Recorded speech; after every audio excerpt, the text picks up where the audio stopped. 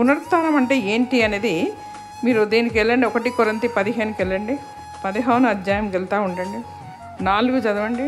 ఇప్పుడు ఏంటి ఇక్కడ జరుగుతుందంటే, ఆయన పునరుత్థాన శరీరంతో శిష్యులకు కనబడ్డారు, మగ్దలిని మరియకు కనబడ్డారు, 500 మంది కంటే ఎక్కువ మందికి కనబడ్డారు. అంటే ఇంతకంటే ఎక్కువ గుంపు ఉన్నప్పుడు అనమాట.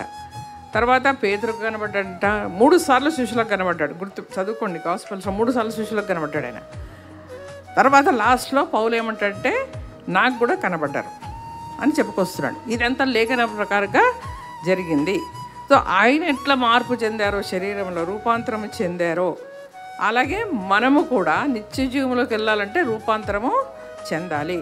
అంటే దాని ప్రకారం ఏంటి, మన ఈ శరీరంలో ఉండే అన్ని అనీతి కార్యాలు, దుష్ట కార్యాలు, కార్నల్ ఫీలింగ్స్ అంటాం కదా, ఫ్లెష్, అవన్నీ కూడా వదిలిపెట్టినప్పుడే నువ్వు రూపాంతరము చెంది క్షయమైన శరీరమును వదిలిపెట్టి అక్షయమైన శరీరాన్ని నువ్వు ధరించుకోవాలి. అది ఫైనల్ రిడమ్షన్. రిడమ్షన్ అని రాస్తారు. Justification, sanctification and redemption. First justification జరిగిపోయింది, నీకు తీర్పు తీర్చబడ్డది.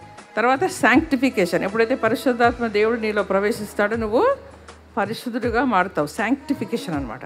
తర్వాత ఫైనల్గా రిడమ్షన్. ఈ శరీరం మార్పు చెంది నువ్వు పరలోకానికి వెళ్ళినప్పుడు అది ఫైనల్ రిడమ్షన్. సో ఈ మధ్యకాలంలో మనం ఏం చేస్తున్నాము,